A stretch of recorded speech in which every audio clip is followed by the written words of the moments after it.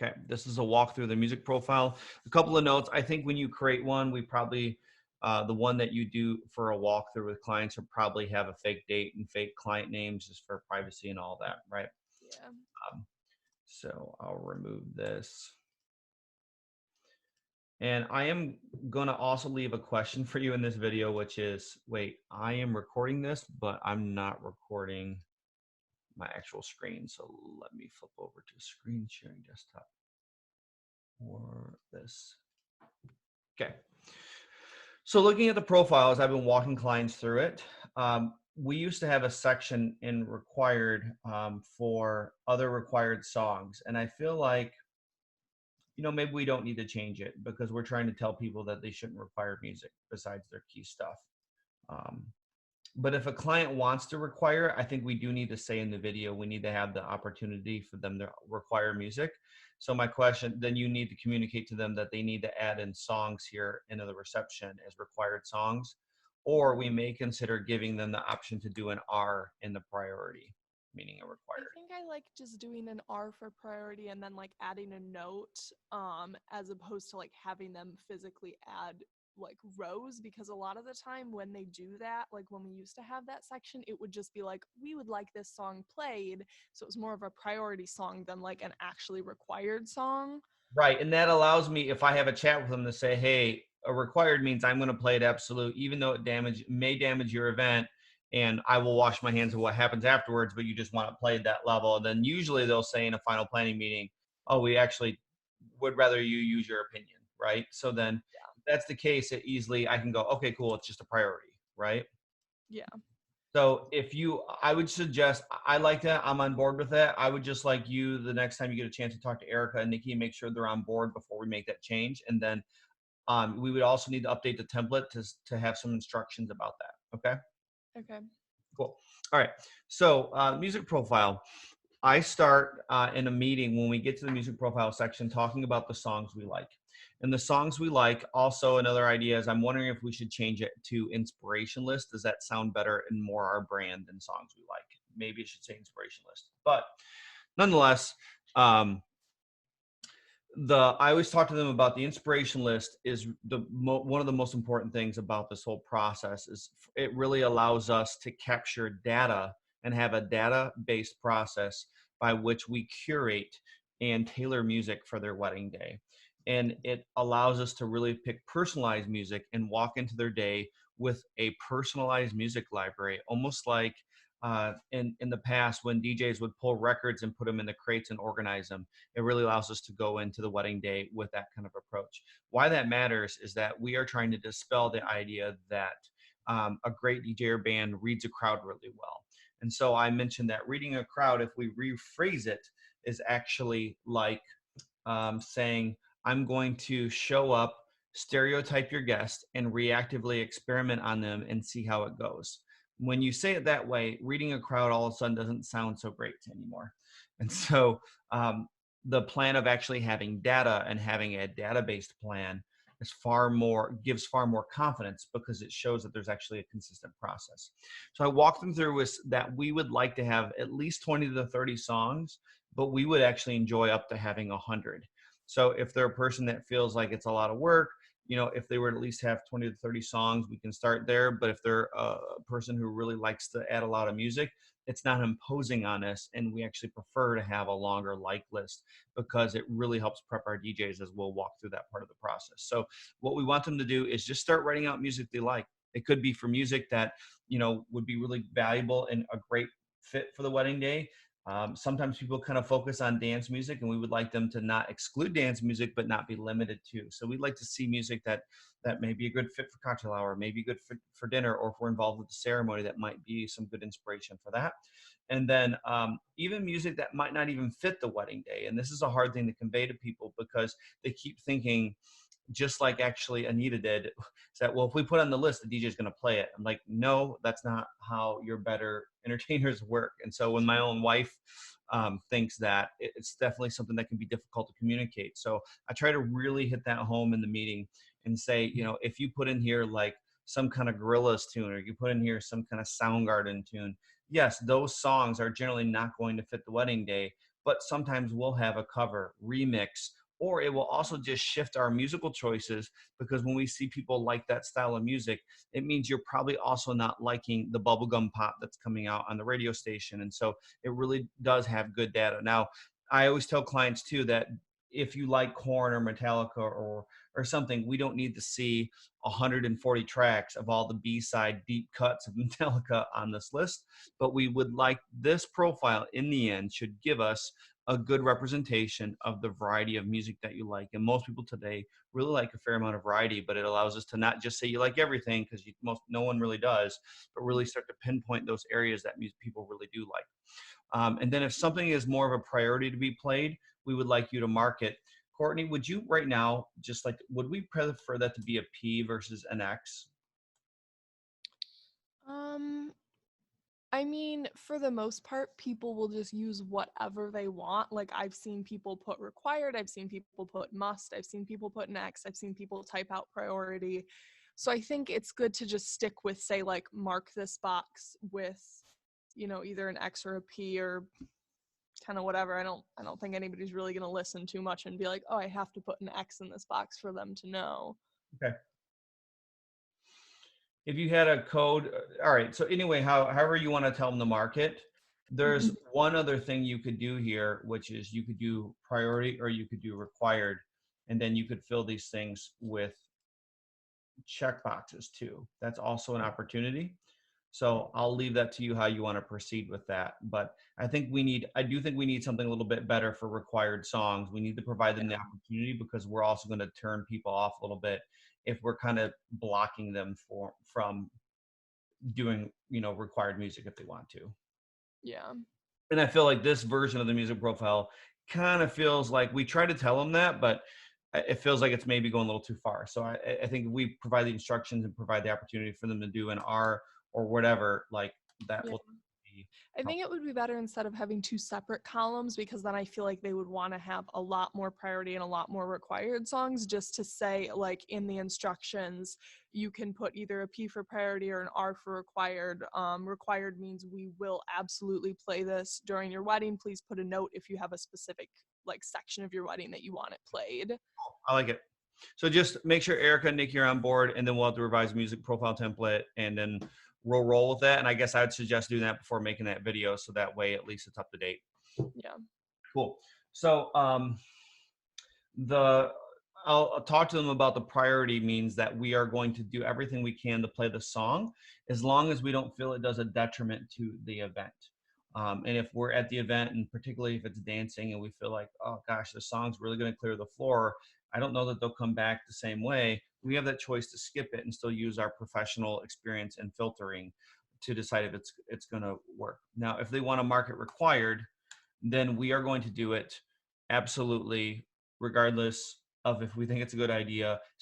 And I frame that to people to say, so you have as much control as you would like. And I think that's a comforting thing for a consumer, to say you have control. And I will say, but just know that if you require a song for dancing and we don't think it's a good idea, we are going to play it nonetheless. And if the dance floor clears and people go to the bar and they don't come back the same way, we'll kind of wash our hands of the responsibility, because we were doing exactly as we were told. So we recommend most people use priorities and use requirements very, very little. And some of our best weddings really don't have requirement songs outside of the formals, like the first dance and all of that. Okay. If there's a note about a story, like there's certain songs for certain groups of friends that can be really powerful. It could have been the song that their group of friends would close the bar out to in college, or it could have been something from a trip they all went on with their family. And those things can be very powerful songs that are atypical, or they wouldn't normally work, and you can't definitely read the crowd with them. So if there's a story, we had a client once who they would go up north with both of their families because they were dating a long time. They would go up north, and there's this one song they would play around the campfire, and it's a song that would have cleared any dance floor ever, but for their crowd it was really powerful. They added a note to describe that, and now we had the data to know that it was going to be a powerful song, and to also know how to program it, how to lead into it, and how to come out of it. So we were already planning in advance. So on the wedding day, it worked out great because we really had the data to know. So that's where we really try to capture notes that are relevant to a song. Not that every song needs a note by any means, but if there's a song that may seem normally odd in general of it being a powerful song, the notes help us to know why that might be powerful. Yeah. So that covers the songs we like, and there's a lot of time spent there because it is really the most important section.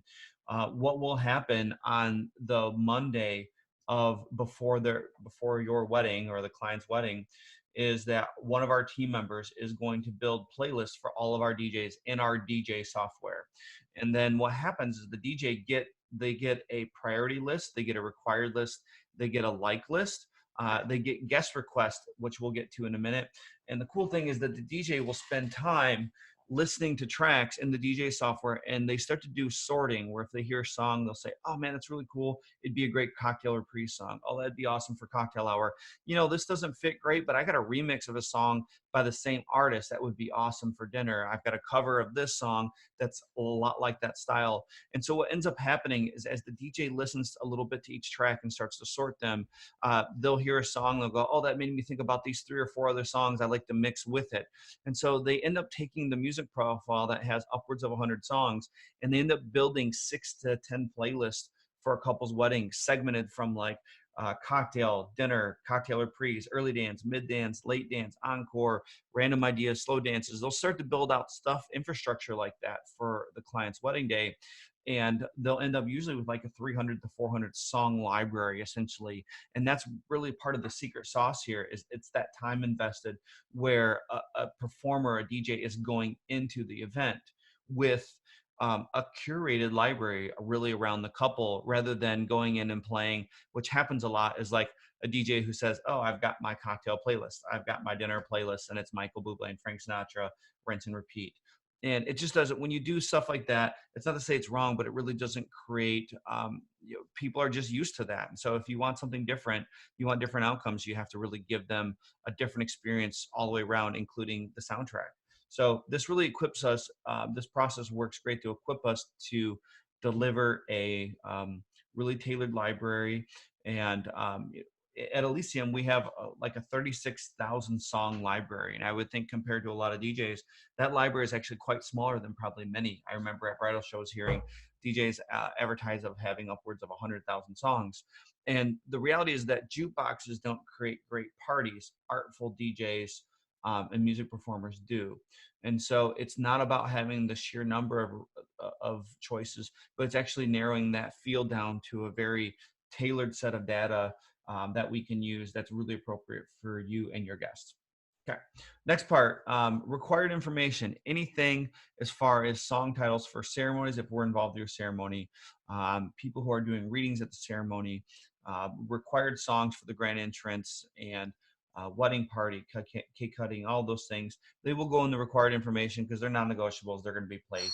It's pretty straightforward. The next thing is your do not play. Anything that's in here doesn't get played. Now we pre-fill it with a couple songs, just to kind of let you know, most people who hire Elysium aren't really hiring us to play the stuff that's been played at so many weddings for the last 30 years. So by default, we're not really playing the YMCA. We're not playing Celebration. We're not playing those kind of songs. It's not that we can't. There's been a few clients and families where they've been a good fit. But I will say that if you are looking for some of those songs that might be on that cliche, known as more cliche or standard wedding playlist, then you might want to put those in the songs we like so we know that it's a good choice to play them with your family. So here's an example of where most of our clients prefer that we're not playing something like We Are Family. But if we do a big Italian wedding or a big Middle Eastern wedding where there's some American music, there's usually a lot of aunts and they usually love the song We Are Family. So that's an exception to the rule, and that's where we would like you to populate that data as a song we like and maybe make it a priority if you know that about your family. But so point being here is in the do not play, you don't need to tell us stuff that would be normally understood. So what we've already talked about. Additionally, you don't need to tell us not to play opera or heavy metal or explicit rap from Tupac in the early 90s, because that's not going to create the kind of results you're looking for. And I think we all understand that. The do not play is really for outliers, stuff that would not be overwhelmingly clear. There's a story from a bride a couple years ago where her friend died, I believe, from a car accident. And there was a song that was her and her friend's song. It was it was fairly popular and would have been appropriate to play at the wedding, but since it was so tied to her friend, she's like, I'm going to ball out if you play that song. There's no way that we would have known not to do that. And it was really helpful that she put the reason in the notes. So we not only saw like not to play this one, but really the significance of it. So this is really how to use the do not play list. It's for any outliers that would not be overwhelmingly clear. And then another opportunity here is all of our couples have the opportunity to use an online request document. And the cool thing is you can send the link with your names in it. The URL looks like this right here. And so when people click on that, it will take them to a forward to a request link where your friends and family can request music. And again, something that commonly happens to a lot of people is a lot of times they tend to think that if, people request a song, they're going to get it. And again, Elysium wouldn't be in existence if we were a jukebox company. We really are in business because we help people get outcomes by being a filter and by being artful and experienced in how to navigate this data. And so all we're saying is that if we had 40 songs from your wedding party or your friends or your family, seeing what they would like, it helps us to do a better job on the wedding day when we know that data going in. So I would really dispel any fears about a song showing up on the request list and being played. We, just like on the like list, we're not going to be blindly playing songs. We're going to be very intentionally doing that, but it's giving us data about your guests. So you also get to see that data, and our couples get to make comments in the couple section here. Courtney, we may want to change B&G comments. I know we have different templates for same sex and everything, but I'm wondering if we can't say client comments, couple comments, something that's like towards a wedding, but that's gender neutral. I'd say Because couple comments. yeah, I like that. And I would go ahead and talk to Nikki and Erica and try to make that change because when I doubt we're going to make a separate video for same-sex weddings and everything like that. So to make this document more gender neutral would be ideal. So we wouldn't have to have multiple templates. We may be able to do that even with like this being like a check mark or a field. Maybe we could do something like that where like like, is it a groom, bride, that kind of thing. If we can make this document all gender neutral would be really sweet. Don't know if that's possible. So anyway, back to the request list, people request, populates in this list, the couple gets to make comments. So it's, again, actually doing behavior modification and providing additional data for us that we use. And then I would say on average, we're playing 15 to 20% of guest requests, but we really like to see them because again, if we see stuff that doesn't fit, sometimes when we see enough of the request, we'll say, all right, I've got some other stuff that does fit that is related to the request that's coming in. It allows us to exceed guest expectations. All right, wedding party. We have all of our couples enter all the wedding party and additionally, anybody that we're going to announce during the wedding. What happens in the final planning meeting, which is about a month before the wedding, is we actually will record the pronunciation of all the people that we're introducing. So when our DJs get the music profile and the playlist on the week of the wedding, they also get that audio recording of the names to pronounce. And so when you may be driving to work or running an errand or working out, they'll listen to those names several times during the week. And so when it comes to the day of the event, the names roll off the tongue in a very authentic way. And it helps to build a relationship with the audience, as well as your name should just be pronounced correctly on the wedding day. But instead of writing them out phonetically and having a guy staring at the sheet, this process really ensures great delivery, good emceeing, and accurately pronounced names. We also like to know who you're working with. This is the vendor section. So it's just good for us to see different vendors. And there are a couple of vendors that we really need to coordinate with, particularly the venue, which we always do. But it's nice to see if we have contact information handy and have that accessible. And two, that way, if there's some social media posts after the wedding, it's always nice to be able to tag the other vendors who are involved and so forth. And I think that really completes the music profile. If there's any questions, feel free to give us a call, email, text, smoke signal, whatever. So. Is there anything else you have questions about, or do I need to cover before I stop recording? I don't think so. I think that was all like pretty self-explanatory, and I think, is that something that you go over with them at the final planning meeting then, or is that something that you go over at the intro meeting? In the intro meeting, this is the sales process. Okay. So my hope in this is that you can listen to me and be a little more thoughtful and less long-winded than I am. Yeah. I would think that I'm gonna make probably like a 5-ish minute video, Mhm. that just sort of like goes through that a lot more quickly. Yep. As like a refresher, because if you're going over all of this at the ICM, then likely they won't need like every single last bit of information again. It'll just be like, oh, I forgot, like, whatever part of that. I do see your video is being used in substitute at times for intro creative meetings. Okay. Just know it's not always going to be a refresher for people who forgot, but it may be. When we work with certain wedding planners, a lot of them, they're trying to manage the relationships because that's part of their value, that they say, hey, you don't have to talk to all these vendors and do all this. We're going to take care of it for you. Right. And so I get it when dealing with the florist and the linens and all that stuff, but I really think the DJs is somebody clients should communicate a little more directly with, because the DJ does represent them in a way when they're talking on the microphone, right? Mm-hmm. Nonetheless, we're not going to be able to force that down wedding planners' throats. So, we have a couple clients on the table right now who have not done meetings at all in our traditional approach. So I would just say the video that you create should be as short as possible. It should really be, it should really capture all the stuff, not as a refresher, but fully walking people through. If there's stuff that I said that you think is valuable, that's too long-winded for the video, that might be something where you can add additional documentation to the template to help fill it out. Okay. Yeah. Okay. Yep. All right. I'm